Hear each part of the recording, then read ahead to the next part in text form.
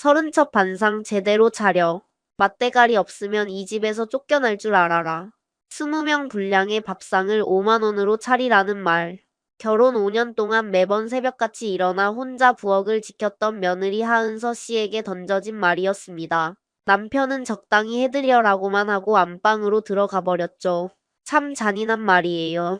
가족이라는 이름 아래 한 사람에게만 모든 희생을 떠넘기면서 그게 당연하다고 생각하는 사람들.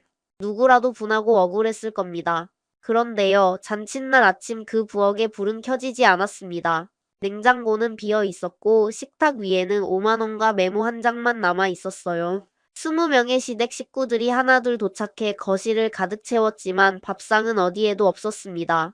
텅 빈 밥상 앞에서 넋을 놓은 시댁 식구들, 그리고 사라진 며느리. 하은서 씨는 과연 이 상황을 어떻게 해결해 나갔을까요? 오늘의 사연 시작합니다. 안녕하세요. 저는 31세 하은서입니다. 중소기업 격리팀에서 과장으로 일하고 있어요. 결혼한 지 5년 됐습니다. 5년 동안 명절마다, 제사마다, 시댁 행사마다 혼자 부엌에 서서 밥상을 차렸어요. 그러다 시어머니가 5만 원을 던져주며 20명 분량의 30첩 반상을 차리라고 했습니다. 맛없으면 쫓겨날 줄 알라고요. 그날 저는 밥상 대신 메모 한 장을 남기고 그 집을 나왔습니다. 금요일 저녁 퇴근길 지하철에서부터 몸이 무거웠습니다. 현관문을 열자 거실 소파에 기억이 넥타이도 풀지 않은 채 앉아 있었어요. 저를 보더니 대뜸 입을 열었습니다. 기억이 리모컨을 소파 옆에 내려놓으며 말했습니다. 어머니가 아버지 칠순잔치를 이번 주 일요일에 우리 집에서 하겠다셔. 저는 현관에서 신발을 벗다가 멈췄습니다. 일요일? 이번 주 일요일? 응. 나도 오늘 들었어. 기억이 고개만 살짝 돌리고 다시 TV 화면을 봤어요. 그게 모레잖아. 몇 명이나 오는 건데? 기억이 일어서며 안방 쪽으로 걸어갔습니다. 어머니한테 직접 여쭤봐. 나도 자세한 건 몰라. 안방 문이 닫혔습니다. 저는 현관 바닥에 쪼그려 앉은 채 한참을 그 문을 바라봤어요. 전화기를 꺼내 시어머니 번호를 눌렀습니다. 신호음 2번 만에 오춘자 어머님 목소리가 들렸어요. 은선이야, 기억한테 들었지? 네, 어머님. 일요일이라고요. 몇 분이나 오시는 건가요? 오춘자 어머님이 기침을 한 번 하고 답했습니다. 큰아버지네 4 식구, 작은아버지네 5, 고모네 3, 미정이네 2, 사촌들까지 하면 20명은 와. 아, 메뉴는 내일 가서 이야기하자. 내일 낮에 갈 테니까. 어머님, 이틀밖에 안 남았는데. 그러니까 내일 이야기하자고. 끊어. 뚜 하는 소리와 함께 통화가 끝났습니다. 20명. 이틀 뒤 우리 집에서 저는 거실불도 켜지 않은 채 소파에 앉아 어둠 속에서 머리를 감싸쥐었습니다. 다음 날 토요일 오전 10시 초인종이 울렸어요. 문을 열자 오춘자 어머님이 낡은 가죽 핸드백을 팔에 걸고 서 있었습니다. 인사를 하기도 전에 어머님이 신발을 벗고 안으로 들어와 거실 소파 한가운데에 앉았어요. 오춘자 어머님이 핸드백에서 접힌 봉투를 꺼냈습니다. 봉투 안에서 10,000원짜리 5장을 빼내 식탁 위에 탁 소리가 나도록 올려놓으며 말했습니다. 30첩 반상으로 차려. 제대로. 맛대가리 없으면 이 집에서 쫓겨날 줄 알아. 제 눈이 식탁 위 지폐에 고정됐습니다. 5만 원. 어머님 30첩이면 20명 분량이에요. 5만 원으로는 재료비 10분의 1도. 오춘자 어머님이 손바닥으로 소파 팔걸이를 내리치며 말을 잘랐습니다.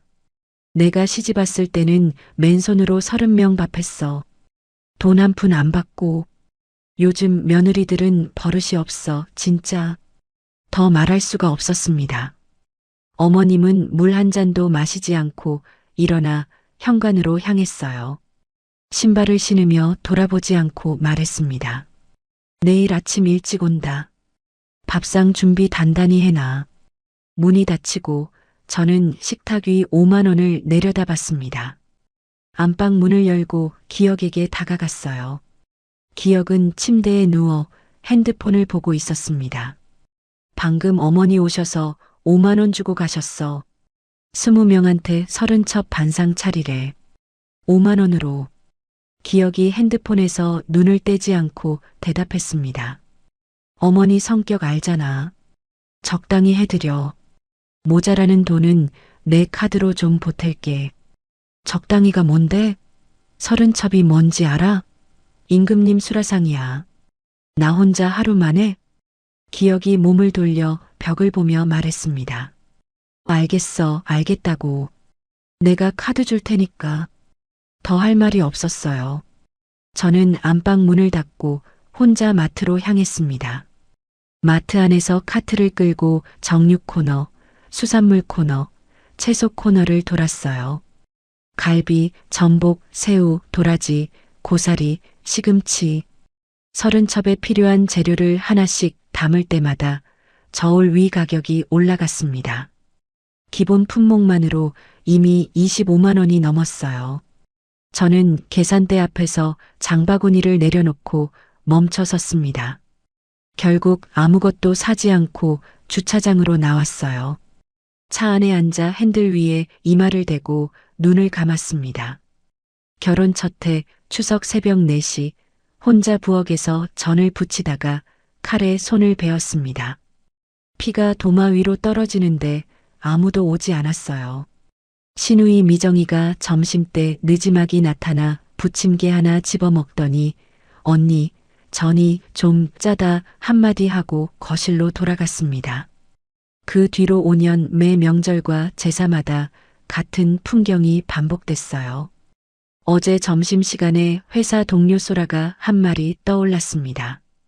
제가 처음으로 시댁 이야기를 꺼냈을 때 소라가 커피잔을 내려놓으며 말했어요. 은서야, 그건 부탁이 아니라 갑질이야. 저는 핸드폰 메모장을 열었습니다. 30첩 반상 목록이 빼곡히 적혀 있었어요.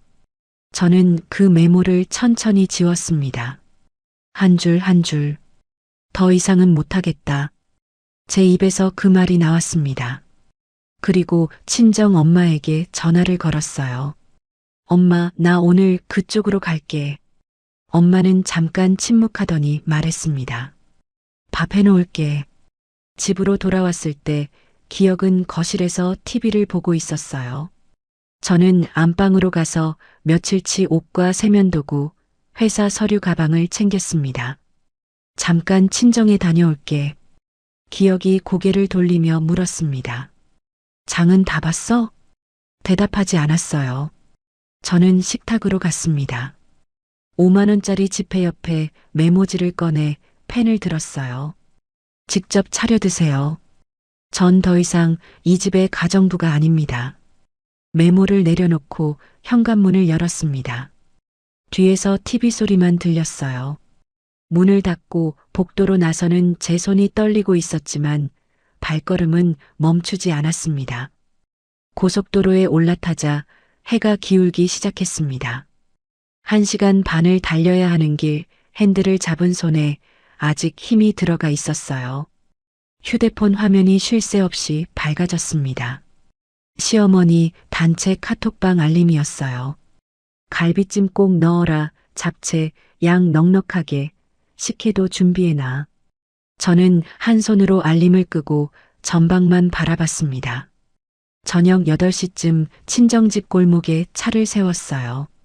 엄마의 반찬 가게는 이미 불이 꺼져 있었지만 안쪽 살림집에서 불빛이 새어나왔습니다.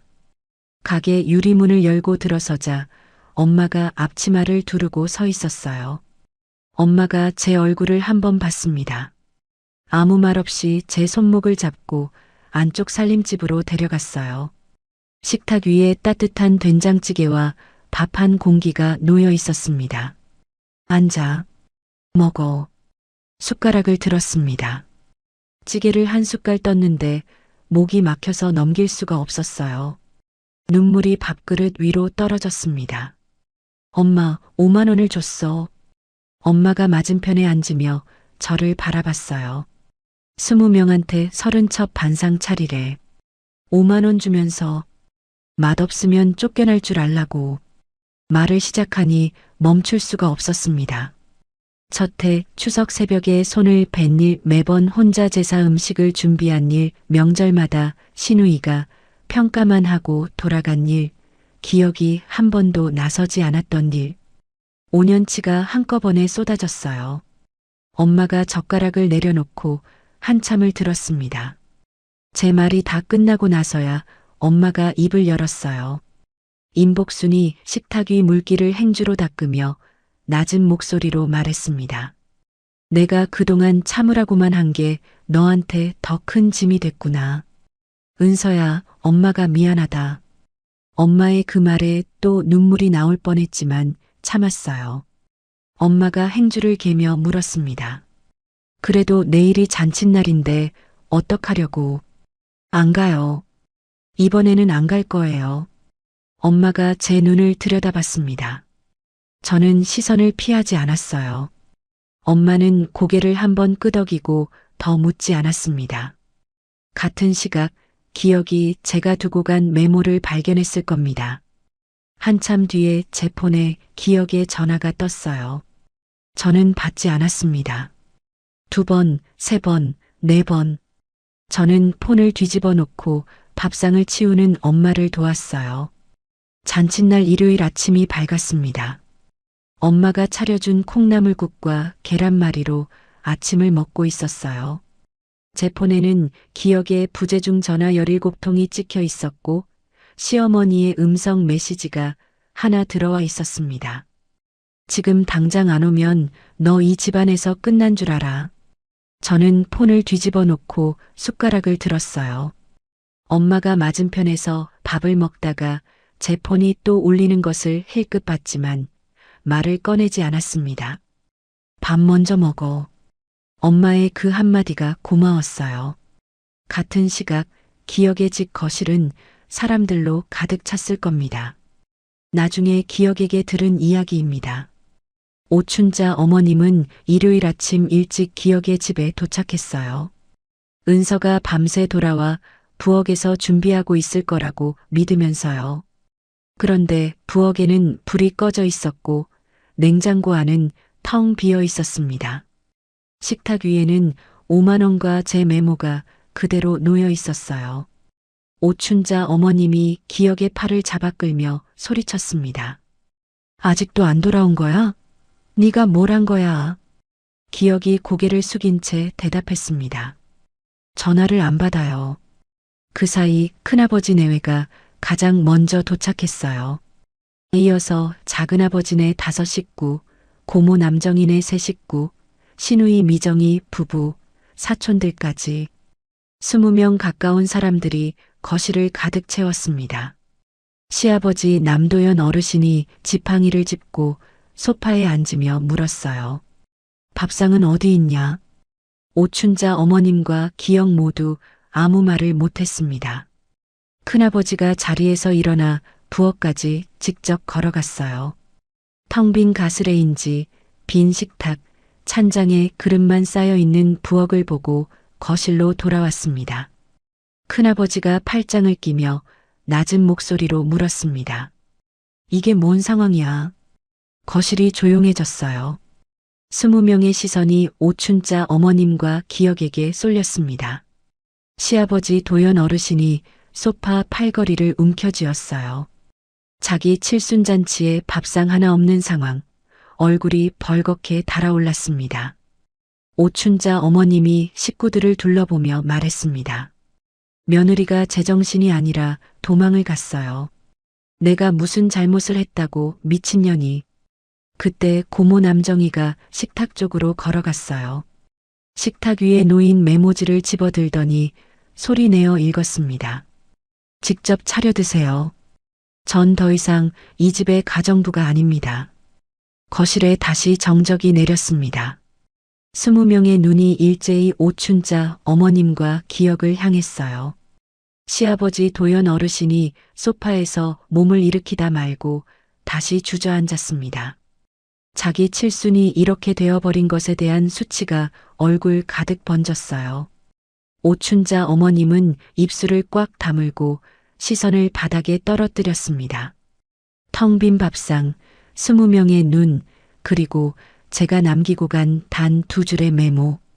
그것이 그 일요일 아침 기억의 집에서 벌어진 일이었습니다.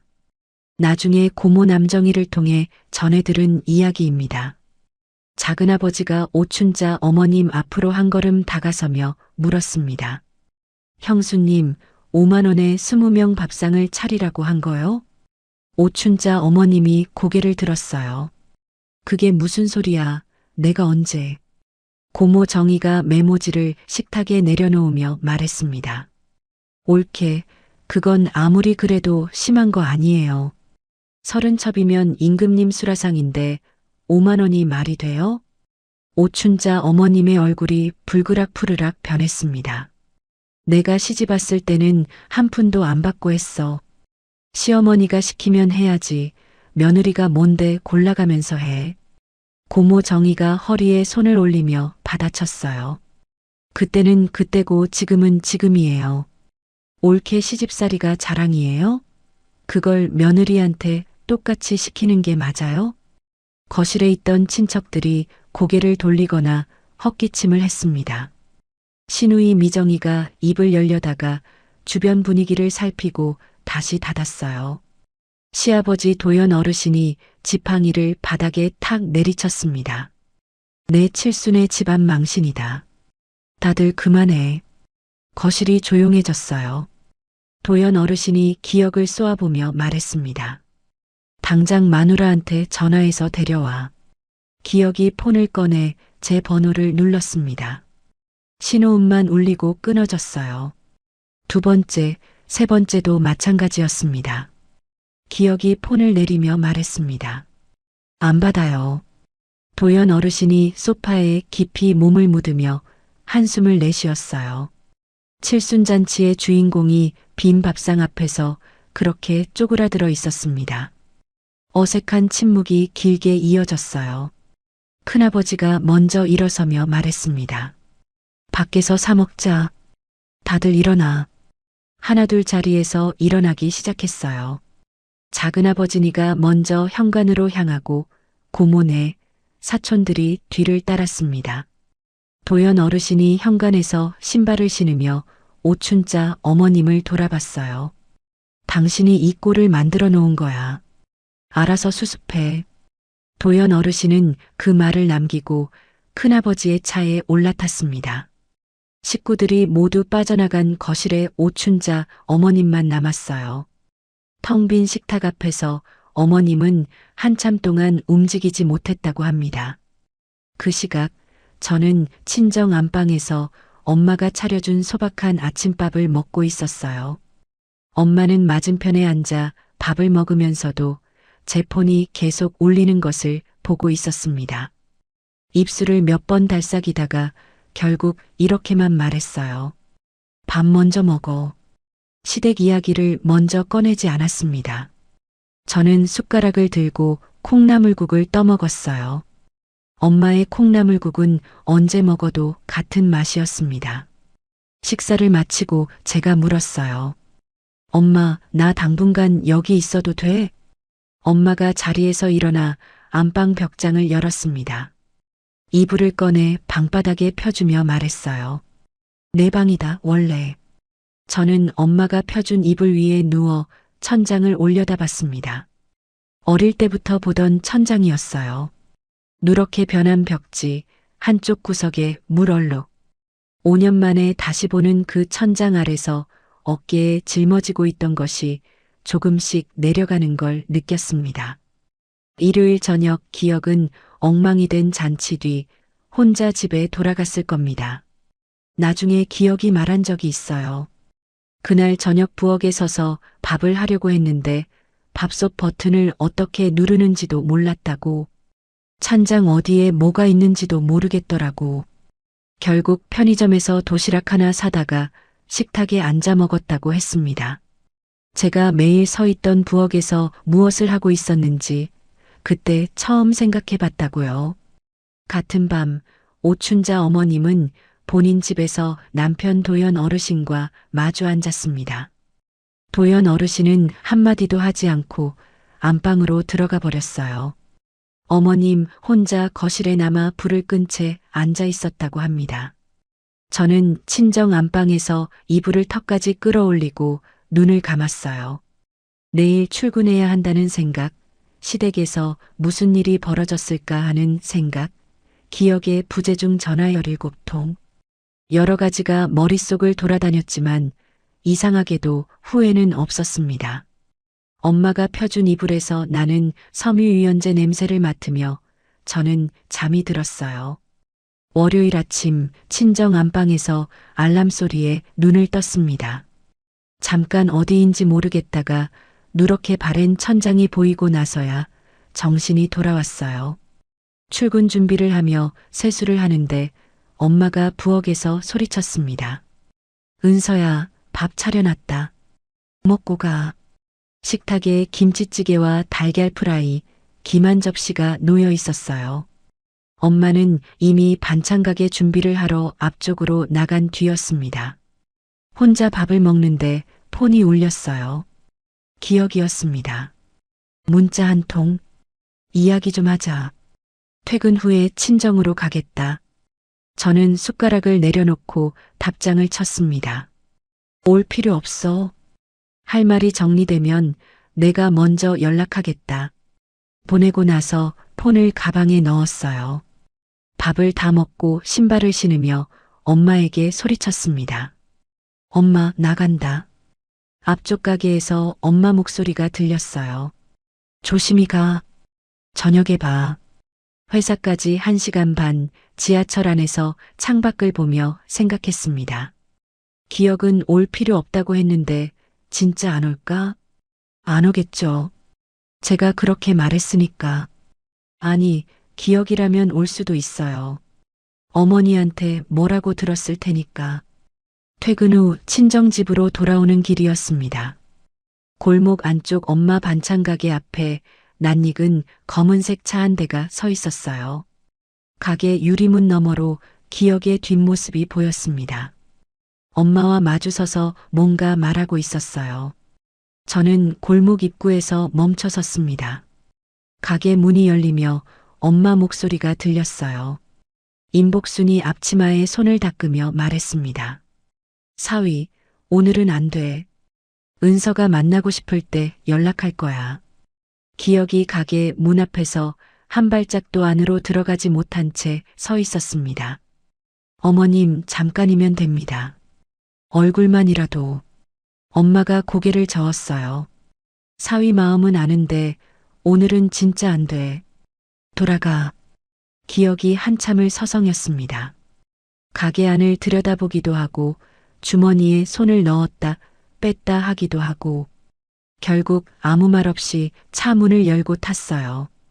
엔진 소리가 울리고 차가 골목을 빠져나갔습니다. 저는 기억의 차가 완전히 사라진 뒤에야 가게 안으로 들어갔어요. 엄마가 저를 보더니 짧게 말했습니다. 왔어? 밥 먹자. 저는 엄마 뒤를 따라 안쪽 살림집으로 들어가며 말했습니다. 엄마, 고마워. 엄마는 대답 대신 국자로 국을 저었어요. 화요일 점심시간 회사 구내식당에서 소라가 제 맞은편에 앉았습니다. 소라가 젓가락으로 생선을 뒤집으며 제 얼굴을 살폈어요. 얼굴이 좀 풀렸다. 주말에 뭔 일 있었어? 저는 국을 한 숟갈 뜨며 대답했습니다. 잔칫날 안 갔어. 소라가 젓가락을 멈추고 저를 봤어요. 진짜? 그래서? 집 나왔어. 지금 친정에 있어. 소라가 입을 살짝 벌렸다가 다물었습니다. 그러더니 제 팔을 한번 두드리며 말했어요. 잘했다. 진짜 잘했어. 소라가 잠깐 뭔가 생각하더니 지갑에서 명함 한 장을 꺼냈습니다. 내 지인 중에 이쪽 전문 변호사가 있어. 혹시 몰라서. 지금 당장 쓰라는 게 아니라 만약을 위해서. 저는 명함을 받아 들여다봤어요. 이혼 전문이라는 글자가 눈에 들어왔습니다. 나 아직 이혼까지 생각한 건 아니야. 소라가 고개를 끄덕였어요. 응, 알아. 그냥 갖고 있어. 세상일 모르니까. 저는 그 명함을 지갑 안쪽 칸에 넣었습니다. 수요일 저녁 기혁에게서 전화가 왔어요. 이번에는 받았습니다. 기혁 목소리가 평소보다 낮았어요. 은서야, 오늘 어머니가 집에 오셨어. 그래서 기혁이 잠깐 뜸을 들이더니 말했습니다. 이혼하래. 그런 며느리 필요 없다고. 더 좋은 데서 새 며느리 들이면 된다고. 저는 창밖을 보며 들었습니다. 특별히 놀랍지 않았어요. 어머님이라면 그럴 만했으니까. 그래서 뭐라고 했는데? 기혁이 한숨을 내쉬었습니다. 아니라고 했지. 그건 좀 아니지 않냐고. 어머니가 뭐래? 네가 그러니까 마누라한테 끌려다닌다고. 소리 지르고 가셨어. 저는 아무 말 하지 않았어요. 기혁이 침묵을 견디지 못하고 물었습니다. 언제 돌아올 거야? 할 말 정리되면 연락한다고 했잖아. 아직 안 됐어. 전화를 끊었습니다. 금요일 오후 회사에서 업무를 보고 있는데 모르는 번호로 전화가 왔어요. 신우이 미정이었습니다. 미정이가 다짜고짜 말했습니다. 언니, 우리 엄마 혈압 올라서 오늘 병원 갔어. 언니 때문이야. 어떻게 책임질 거야? 심장이 한번 내려앉았습니다. 어머님이 병원에 갔다는 말에 순간 머릿속이 하얘졌어요. 어머님 많이 안 좋으세요? 미정이가 목소리를 높였습니다. 안 좋으니까 병원에 간 거지. 언니가 이러고도 사람이야? 시어머니가 쓰러지게 생겼는데 친정에서 편하게 있는 거야? 가슴이 쿵쿵 뛰었어요. 손이 떨려서 폰을 꽉 쥐었습니다. 돌아가야 하나? 내가 잘못한 건가? 머릿속이 어지러웠어요. 하지만 숨을 한번 깊이 들이쉬고 나서 입을 열었습니다. 어머님 건강은 걱정돼. 근데 미정아, 그거랑 내가 돌아가는 거랑은 별개야. 미정이가 말을 끊으려 했지만 저는 먼저 말했어요. 더 할 말 없으면 끊을게. 전화를 끊고 책상 위에 폰을 내려놓았습니다. 손끝이 아직 떨리고 있었어요. 퇴근 후 친정집에 돌아왔을 때 엄마가 반찬 가게 정리를 하고 있었습니다. 제가 안쪽으로 들어가 소파에 앉아 엄마가 따라 들어왔어요. 엄마가 제 옆에 앉으며 물었습니다. 은서야, 미정이가 전화한 거지? 고개를 끄덕였습니다. 어머님이 혈압 올라서 병원 가셨대. 엄마가 제 어깨를 한번 두드리며 말했어요. 혈압은 병원에서 잡아. 네가 잡는 게 아니야. 엄마의 그 말이 가슴에 박혔습니다. 예전 같았으면 엄마는 그래도 시어머니인데 네가 좀 참아했을 거예요. 엄마가 달라졌다는 것, 아니 달라지려 하고 있다는 것, 그게 제게는 큰 위로였습니다. 그 주가 지나고 다음 주가 됐어요. 기혁에게서 가끔 문자가 왔습니다. 밥은 먹고 다녀? 회사는 괜찮아? 저는 응이나 괜찮아 정도로만 답했어요. 기혁은 제가 떠난 뒤 혼자 지내고 있었을 겁니다. 나중에 알게 된 건데 기혁은 그 일주일 동안 밀려있던 공과금, 아파트 관리비, 자동이체 정리를 전부 놓치고 있었어요.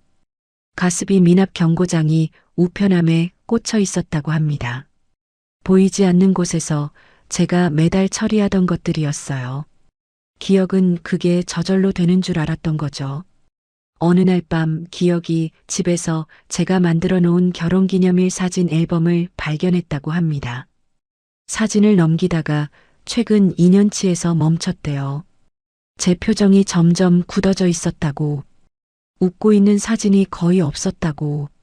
그날 밤 기억이 회사 동기 장우진에게 전화를 걸었습니다. 나중에 우진 씨를 통해 들은 이야기예요. 기억이 전화기를 귀에 대고 한참 만에 입을 열었습니다. 우진아, 나 잘못한 것 같아. 우진이 맥주캔을 따며 물었습니다. 뭘 잘못했는데? 기억이 말을 잇지 못했어요. 우진이 캔을 내려놓으며 말했습니다. 기억아, 미안하다고 전화 한 통 하는 게 아니야. 네가 뭘 잘못했는지 구체적으로 모르면 10번을 사과해도 소용없어. 기억이 침묵했습니다. 은서한테 정확히 뭘 잘못한 건지 정리부터 해. 그것도 못하면서 미안하다고 하면 그건 사과가 아니라 그냥 네 죄책감 해소야. 기억이 전화를 끊고 식탁에 앉아 펜을 꺼냈다고 합니다. 하지만 아무것도 쓰지 못한 채 빈 종이만 바라보다가 새벽이 됐대요. 자신이 은서에게 정확히 뭘 잘못했는지 그걸 정리조차 못한다는 사실이 처음으로 기억을 짓눌렀습니다. 저는 그 밤 친정 안방에서 이불 속에 누워 있었어요. 폰 알림은 다 꺼놓은 채 천장만 바라봤습니다. 돌아가야 하나, 이대로 끝내야 하나. 아직 답은 없었지만 적어도 한 가지는 확실했어요. 예전처럼 참고 돌아가는 일은 없을 거라는 것. 그것만은 분명했습니다. 친정에 머문 지 열흘이 지났습니다. 퇴근 후 엄마 반찬 가게에 들르는 게 일상이 됐어요. 처음에는 그냥 안쪽 살림집에서 쉬기만 했는데 어느 날부터 자연스럽게 앞치마를 두르고 엄마 옆에 섰습니다. 엄마가 물을 칼로 썰고 있었어요. 저는 옆에서 양념장을 버무렸습니다.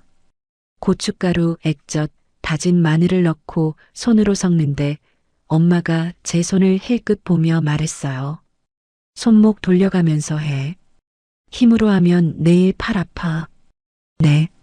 엄마가 무채를 소쿠리에 담으며 말했습니다. 은서야, 그 양념 맛 좀 봐. 저는 새끼손가락으로 양념을 찍어 맛봤어요. 간이 좀 싱거운 것 같아요. 그치? 액젓 반 숟갈만 더 넣어. 이렇게 서로 맛을 보고 간을 맞추고 고마워 한마디 주고받는 부엌. 시댁 부엌과는 완전히 다른 공기였습니다. 시댁에서는 새벽 4시에 혼자 일어나 준비를 하고 다 차려놓으면 평가를 받았어요. 여기서는 엄마와 나란히 서서 같이 하고 같이 맛보고 같이 치웠습니다. 어느 저녁이었어요. 가게 문을 닫기 직전에 단골 아주머니 한 분이 들어왔습니다. 동네 부동산을 하는 강순남 아주머니였어요.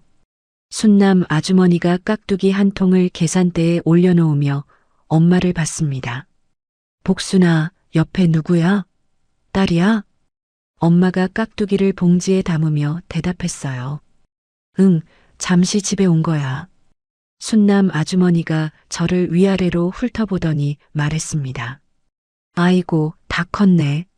내가 이 동네서 너 초등학교 다닐 때부터 봤는데. 저는 고개를 숙여 인사했어요. 안녕하세요, 아주머니.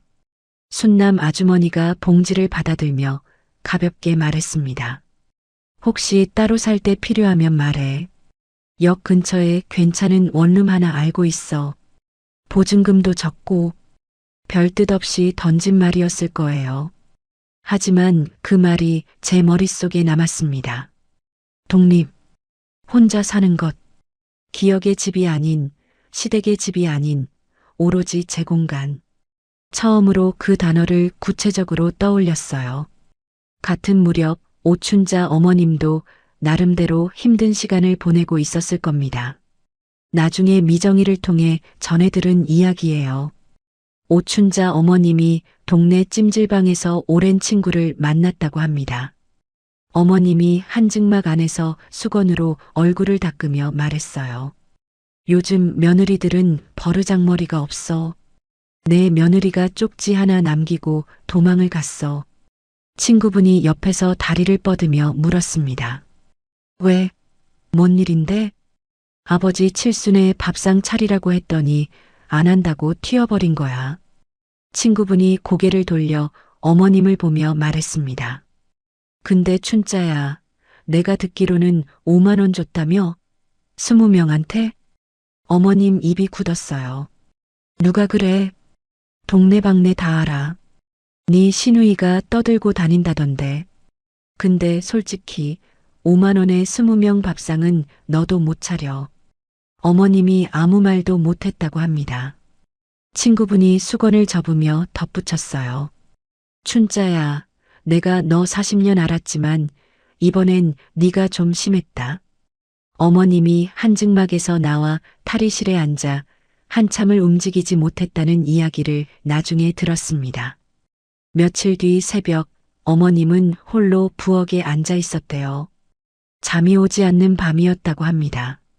22살에 시집와서 시어머니에게 뺨을 맞으며 제사 음식을 준비했던 일, 남편 도연 어르신이 단 한 번도 감싸주지 않았던 일, 그 기억들이 새벽 부엌에서 떠올랐을 거예요.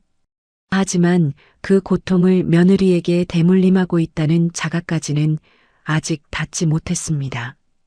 친정에 머문 지 3주가 됐어요. 기억에게서 또 문자가 왔습니다. 은서야, 이야기 좀 하자.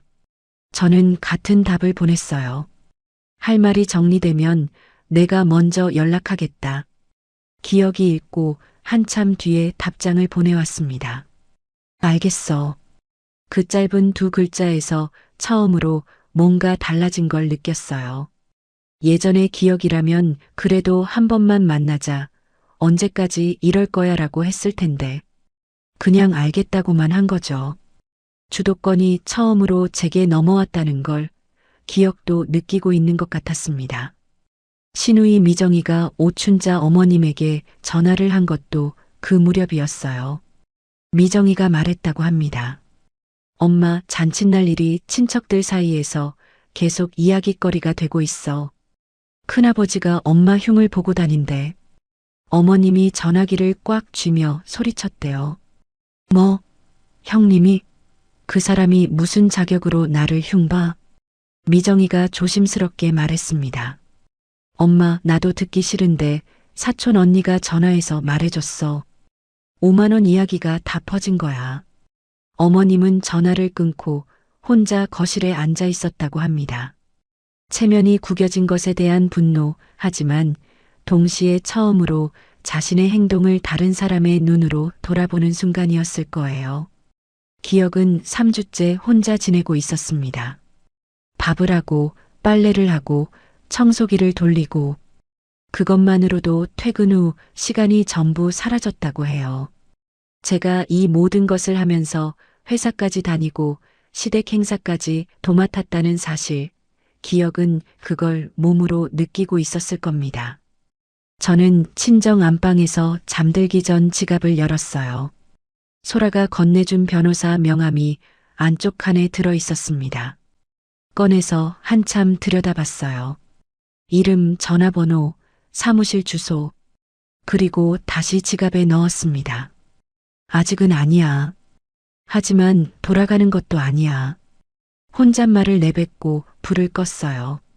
다음 날 퇴근 후 소라와 회사 근처 카페에서 만났습니다.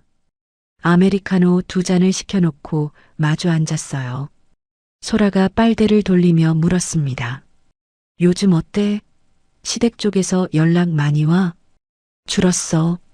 기억이 가끔 문자하는 정도. 소라가 고개를 끄덕이며 말했습니다. 은서야, 혹시 돌아가게 되더라도 예전의 너로 돌아가면 안 돼. 저는 소라를 바라봤어요.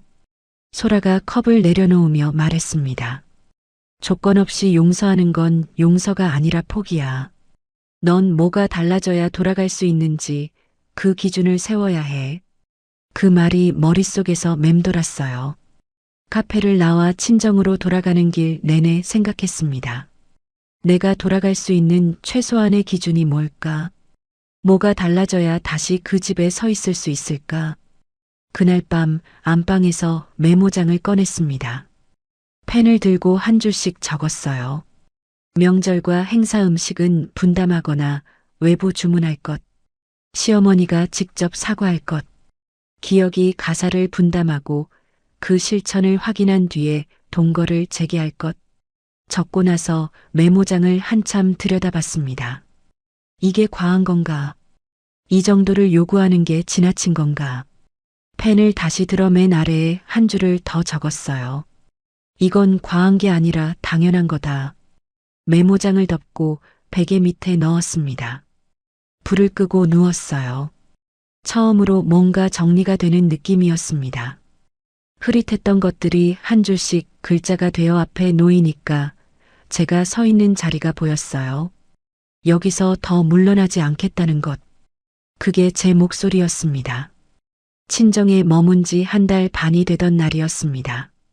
퇴근 후 반찬 가게에서 엄마를 돕고 있는데 폰이 울렸어요. 기억이었습니다. 문자 한 통. 어머니한테 이야기했다. 만나서 직접 사과하고 싶다고 하신다. 저는 양념을 버무리던 손을 멈추고 화면을 들여다봤습니다. 시어머니가 사과를 하겠다고. 그 오춘자 어머님이. 믿기지 않았어요. 엄마가 제 손이 멈춘 걸 보고 물었습니다. 뭔데? 시어머니가 만나서 사과하고 싶대요. 엄마가 칼을 내려놓고 제 쪽을 봤어요. 진짜로? 기혁이가 그렇게 보냈어요. 엄마가 행주에 손을 닦으며 한참 생각하더니 말했습니다. 가볼 거야? 저는 고개를 끄덕였어요. 가보려고요. 근데 둘이 만나기는 싫어요. 엄마도 같이 가죠. 엄마가 바로 대답했습니다. 그래. 같이 가자. 저는 기혁에게 답장을 보냈어요. 네 사람이 앉을 수 있는 조용한 식당으로 잡아. 날짜 정해지면 알려줘. 며칠 뒤 토요일 낮 12시 친정에서 차로 40분 거리에 있는 한 식당이었습니다. 엄마와 함께 먼저 도착해서 내 인용 테이블에 앉았어요. 엄마가 물을 한 모금 마시며 말했습니다. 은서야, 무슨 말을 들어도 흔들리지 마. 네가 준비한 거 다 말해. 네. 12시 10분쯤 식당 문이 열렸습니다. 기혁이 먼저 들어오고 뒤에 오춘자 어머님이 따라 들어왔어요. 한 달 반 만에 본 어머님은 얼굴에 살이 빠져 있었습니다. 눈 밑에 그늘이 짙었고 잔주름이 전보다 깊어져 있었어요. 어머님이 자리에 앉으며 저와 눈이 마주쳤습니다. 그 눈을 피하듯 시선을 식탁 위 물잔으로 돌렸어요. 기혁이 의자를 당기며 말했습니다. 와줘서 고마워. 저는 대답하지 않았어요. 엄마도 말없이 앉아 있었습니다. 어색한 침묵이 흘렀어요. 물잔에 물방울이 흘러내리는 게 보일 만큼 긴 시간이었습니다. 오춘자 어머님이 먼저 입을 열었어요. 물잔을 양손으로 감싸주며 말했습니다. 은서야, 내가 잘못한 건 인정한다. 저는 어머님을 바라봤어요. 사과가 나올 거라고 예상했습니다. 그런데 어머님이 이어서 말했어요. 근데 너도 시어머니한테 그렇게 쪽지 하나 남기고 떠나는 건 도리가 아니지 않냐? 가슴속에서 뭔가가 치밀어 올랐습니다. 사과인지 지적인지 구분이 안 되는 말이었어요. 잘못을 인정한다고 해놓고 바로 제 방식을 물고 늘어지는 것. 한 달 반을 기다려서 들은 말이 이거였습니다. 주먹을 무릎 위에서 꽉 쥐었어요. 숨을 한 번 깊이 들이쉬고 내쉬고 그리고 입을 열었습니다. 어머님, 저는 도리를 다하려고 5년을 참았습니다. 어머님이 제 쪽을 봤어요. 새벽 4시에 일어나서 전 부치고 20가지 반찬 만들고 설거지하고 그게 다 도리니까 했습니다. 도리가 제 몫이면 존중은 누구 몫인가요? 어머님의 입술이 한 번 떨렸습니다. 아무 말도 하지 못했어요. 그때 엄마가 물잔을 내려놓으며 입을 열었습니다. 임복순이 오춘자 어머님을 똑바로 보며 말했어요. 사돈어른 5만 원 주면서 20명 밥상 차리라고 하셨죠. 맛없으면 쫓아내겠다고 하셨죠. 그건 며느리한테 하는 말이 아닙니다. 종한테 하는 말이에요. 식당 안이 조용해졌어요. 옆 테이블 사람들이 힐끗 쳐다볼 만큼 엄마의 목소리는 조용하지만 단단했습니다. 오춘자 어머님의 얼굴이 붉어졌어요. 입을 열려다 다물고 다시 열려다 다물었습니다. 기혁이 어머님 쪽으로 몸을 기울이며 말했습니다. 어머니, 제가 부탁드렸잖습니까? 오늘은 진심으로 사과해 주십시오. 어머님이 식탁 위 젓가락 받침을 만지작거렸어요. 손끝이 떨리고 있었습니다. 긴 침묵이 흘렀어요. 오춘자 어머님이 고개를 약간 숙이며 말했습니다. 은서야. 목소리가 갈라졌어요. 내가 심했다. 미안하다. 그 짧은 문장을 내뱉기까지 어머님의 입술이 여러 번 떨렸습니다. 평생 며느리에게 사과라는 걸 해본 적 없는 사람이었으니까요. 저는 그 말을 들었습니다. 미안하다. 세 글자. 한 달 반을 기다려서 들은 세 글자. 하지만 바로 괜찮다고 말하지 않았어요. 그렇게 쉽게 넘어가면 안 된다는 걸 알았으니까요. 어머님 마음은 알겠습니다. 어머님이 고개를 들어 저를 봤어요. 하지만 말 한마디로 끝낼 수 있는 문제가 아닙니다. 저는 가방에서 메모장을 꺼냈습니다. 며칠 전 밤에 적어둔 그 메모였어요. 펼쳐서 하나씩 읽었습니다. 명절이나 행사 음식은 저 혼자 준비하지 않겠습니다. 분담하거나 외부에 주문하는 것으로 바꿔주세요. 어머님의 눈이 커졌어요. 저한테 직접 지시하는 방식은 없어져야 합니다. 할 말이 있으시면 기어기를 통해서 상의해 주세요. 어머님의 표정이 굳었다가 풀렸다가를 반복했어요. 그리고 기어기가 가사를 실제로 분담하는 것을 제가 확인한 뒤에 돌아가겠습니다. 말이 아니라 행동을 보고 결정하겠습니다. 메모장을 접어 가방에 넣었어요. 어머님이 한참 동안 아무 말도 하지 못했습니다. 기억이 어머님을 살피며 조심스럽게 말했어요. 어머니, 저희가 달라져야 하는 겁니다. 오춘자 어머님이 물을 한 모금 마시고 떨리는 목소리로 말했습니다. 그래, 달라져 볼 테니까. 힘겹게 내뱉은 말이었어요. 하지만 저는 거기서 끝내지 않았습니다. 어머님 말이 아니라 시간이 증명해야 합니다. 저는 당장 돌아가지 않겠습니다. 어머님이 저를 바라봤어요. 뭔가 더 말하고 싶은 표정이었지만 입을 다물었습니다. 기억도 예상했다는 듯 고개를 끄덕였어요. 식사는 거의 하지 못했습니다. 밥 몇 숟갈 뜨다가 자리에서 일어났어요. 엄마와 저는 먼저 식당을 나왔습니다. 주차장에서 차에 타고 엄마가 운전석에 앉았어요. 시동을 걸기 전에 엄마가 말했습니다. 잘했다, 은서야. 저는 조수석에서 창밖을 봤습니다. 오춘자 어머님의 미안하다가 진심이었는지 아직 모르겠어요. 시간이 지나봐야 알 수 있는 거니까요. 하지만 한 가지는 확실했습니다. 오늘 저는 고개를 숙이지 않았어요. 5년 동안 잃어버렸던 뭔가가 돌아오고 있었습니다. 제 목소리로 말하고, 제 기준을 세우고, 제 결정을 내리는 것. 그게 돌아오고 있었어요. 엄마가 시동을 걸며 물었습니다. 집에 가서 뭐 먹을래? 엄마가 해주는 거 아무거나요. 엄마가 작게 웃으며 차를 출발시켰습니다. 친정으로 향하는 길 라디오에서 오래된 노래가 흘러나왔어요. 저는 창문을 조금 열고 바람을 맞으며 눈을 감았습니다. 식당 만남 이후 기억에게서 매주 월요일마다 문자가 왔습니다. 긴 문자였어요. 이번 주에 빨래 3번 돌리고 널었다. 화요일에 욕실 청소했다. 목요일에 어머니한테 전화해서 추석 음식 외부 주문 이야기 다시 했다. 첫 주에는 빨래했다. 청소했다 정도였어요. 둘째 주부터는 구체적으로 바뀌었습니다. 수요일 저녁에 된장찌개 끓여 먹었다. 두부를 너무 일찍 넣어서 부서졌다. 금요일에 분리수거했다. 플라스틱이랑 비닐 구분하는 거 처음 알았다. 저는 답장을 짧게 했어요. 읽었어. 혹은 수고했네.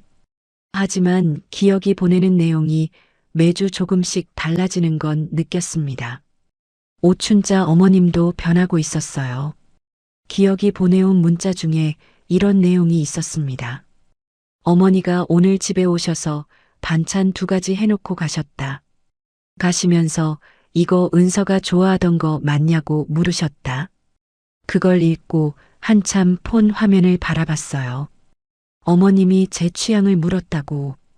5년 동안 한 번도 물어본 적 없던 분이 믿어도 되는 건지 아직 판단이 서지 않았습니다. 식당 만남으로부터 한 달이 지난 어느 토요일이었어요. 엄마와 반찬 가게에서 배추를 다듬고 있는데 가게 유리문이 열렸습니다. 기억이 서 있었어요. 엄마가 배추를 내려놓으며 기억을 받습니다. 사위, 웬일이야? 기억이 가게 안으로 들어오며 말했습니다. 어머님, 일 좀 도와드리러 왔습니다. 엄마의 눈이 가늘어졌어요. 도와준다고? 네. 뭐든 시켜주십시오. 힘쓰는 일이면 좋겠습니다. 엄마가 저를 힐끗 봤어요. 저는 고개를 살짝 끄덕이지도 젓지도 않았습니다. 엄마가 잠깐 생각하더니 뒷마당 쪽을 가리켰어요. 저기 무상자 쌓여 있다. 안쪽 창고로 옮겨. 기억이 소매를 걷고 뒷마당으로 나갔습니다. 무상자를 하나씩 들어 창고로 날랐어요. 10상자, 20상자. 땀이 이마에 맺히는데도 쉬지 않고 왔다 갔다 했습니다. 저는 안쪽 살림집 창문에서 그 모습을 지켜봤어요. 이 사람이 진짜 달라진 건지 보여주기 위한 건지 아직 모르겠다는 생각이 들었습니다. 하지만 적어도 여기까지 와서 땀을 흘리고 있다는 건 사실이었어요. 기억이 상자를 다 옮기고 가게 안으로 들어왔습니다. 엄마가 수건 하나를 건네며 말했어요. 사위, 밥은 먹고 해. 기억이 수건으로 이마를 닦으며 대답했습니다. 아닙니다, 어머님. 저는 이만 가보겠습니다. 기억이 제가 있는 안쪽을 한번 쳐다봤어요. 눈이 마주쳤지만 저는 아무 말도 하지 않았습니다. 기억이 고개를 한번 숙이고 가게를 나갔어요. 차 소리가 멀어진 뒤 엄마가 안쪽으로 들어와 제 옆에 앉았습니다. 사람이 좀 달라지긴 한 것 같다. 저는 엄마를 봤어요. 엄마가 앞치마 끈을 고쳐 매며 말했습니다. 근데 결정은 너 몫이야. 엄마는 네가 뭘 선택하든 내 편이다. 그 말에 마음이 놓였어요. 누구 기대에 맞추는 게 아니라 내 기준으로 선택할 수 있다는 것. 엄마가 그걸 보장해주고 있었습니다. 식당 만남 이후 2달이 되던 무렵 기억의 월요일 문자에 새로운 내용이 들어 있었어요. 어머니가 이번 추석에는 음식을 외부 주문하시겠다고 하셨다. 처음 있는 일이다. 그 한 줄을 읽고 멈췄습니다. 오춘자 어머님이 추석 음식을 외부에 맡기겠다고 했다. 5년 동안 새벽 4시에 일어나 혼자 준비하던 그 추석 음식을 어머님이 실제로 행동을 바꾸고 있다는 첫 번째 구체적인 증거였어요. 같은 시기에 기억이 편지 한 통을 엄마 반찬 가게에 맡기고 갔습니다. 엄마가 저녁에 저한테 건네줬어요. 사위가 두고 갔다. 너 주라고. 하얀 봉투 안에 접힌 편지지 4장이 들어 있었습니다. 기억의 손글씨가 빼곡했어요. 결혼 첫해 추석, 네가 새벽 4시에 일어나 전을 부칠 때 나는 안방에서 자고 있었다. 2년차 설날, 네가 손을 베어 피가 나는데 나는 거실에서 TV를 보고 있었다. 3년차 시아버지 생신, 네가 혼자 15가지 반찬을 만들 때 나는 회사 동료 전화를 받으며 베란다에 있었다. 날짜와 함께 20가지가 넘는 장면이 적혀 있었어요. 한 줄 한 줄 읽을 때마다 그때의 기억이 떠올랐습니다. 제가 얼마나 외로웠는지 기억은 그걸 이제야 알게 된 거예요. 편지의 마지막 줄이었습니다. 이 목록을 적으면서 내가 왜 이걸 이제야 깨닫는지 스스로에게 화가 났다. 편지를 무릎 위에 놓고 한참 앉아 있었어요. 이 사람이 이제야 알아줬다는 안도와 왜 떠나고 나서야 깨닫느냐는 원망이 동시에 밀려왔습니다. 어느 쪽이 더 큰지 모르겠어서 그냥 가만히 앉아 있었어요. 식당 만남 이후 석 달이 되던 날, 제가 기혁에게 먼저 연락했습니다. 만나자. 둘이서. 기혁이 바로 답장을 보냈어요. 어디로 갈까? 한강. 예전에 자주 걸었던데. 토요일 오후 한강 산책로 벤치에 나란히 앉았습니다. 결혼 전에 여기서 많이 걸었어요. 손잡고 아이스크림 먹으면서 별것 아닌 이야기를 하면서. 기혁이 먼저 입을 열었습니다. 편지 읽었어? 응. 뭐라고 할 말이 없어서 그냥 적었어. 읽으면서 힘들었을 텐데 미안해. 저는 강물을 바라보며 말했습니다. 기혁아, 나 돌아갈 마음이 생기고 있어. 기혁이 고개를 돌려 저를 봤어요. 하지만 예전에 그 집으로 돌아가는 게 아니야. 새로운 규칙이 있는 집으로 들어가는 거야. 그게 아니면 안 가. 기혁이 무릎 위에서 손을 꽉 쥐며 말했습니다. 네가 정한 조건 전부 지키겠다. 저는 기혁을 봤어요. 기혁이 제 눈을 보며 말했습니다. 그리고 한 가지 더. 앞으로 어머니 때문에 힘들면 내가 먼저 맡겠다. 네 앞에 서겠다. 그 말의 무게를 가늠했습니다. 5년 동안 한 번도 제 앞에 서지 않았던 사람이 이제 맡겠다고 했어요. 말은 쉽죠. 하지만 기혁의 눈에 장난기가 없었습니다. 지켜보겠다. 그렇게만 말하고 벤치에서 일어났어요. 기혁이 뒤에서 물었습니다. 언제쯤 결정할 거야? 저는 돌아보며 대답했습니다. 내가 준비되면. 산책로를 걸어 주차장으로 향했습니다. 석 달 전 식당에서 제가 제시했던 조건들이 하나씩 충족되어 가고 있었어요. 어머님의 사과, 추석 음식 외주, 기억의 가사분담, 편지. 인정할 건 인정해야 했습니다. 하지만 마지막 결정은 서두르지 않기로 했어요. 한 번 더 확인하고, 한 번 더 지켜보고, 그 다음에 움직여도 늦지 않으니까요. 한강 만남 이후 일주일이 지났습니다. 퇴근 후 반찬 가게에서 엄마와 나란히 콩나물을 다듬고 있었어요. 콩나물 꼬리를 뚝뚝 꺾으며 입을 열었습니다. 엄마, 나 돌아가려고. 엄마의 손이 잠깐 멈췄어요. 하지만 금방 다시 콩나물을 집어들며 고개를 끄덕였습니다. 그래, 생각 많이 했지. 네. 엄마가 소쿠리에 콩나물을 담으며 말했어요. 다시 힘들면 언제든 돌아와. 이 방은 항상 비워놓을 테니까. 다짐하듯 말하는 엄마의 목소리가 단단했습니다. 저는 고개를 숙여 콩나물 꼬리를 꺾으며 대답했어요. 네, 엄마. 짐을 챙기는 날은 금요일이었습니다. 안방에서 며칠치 옷과 세면도구를 가방에 넣는데 엄마가 들어왔어요. 양손에 된장 단지 하나와 깍두기 통 하나를 들고 있었습니다. 엄마가 가방 옆에 내려놓으며 말했어요. 직접 담근 거다. 부엌에서 힘들 때 이거 먹으면서 엄마 생각해라.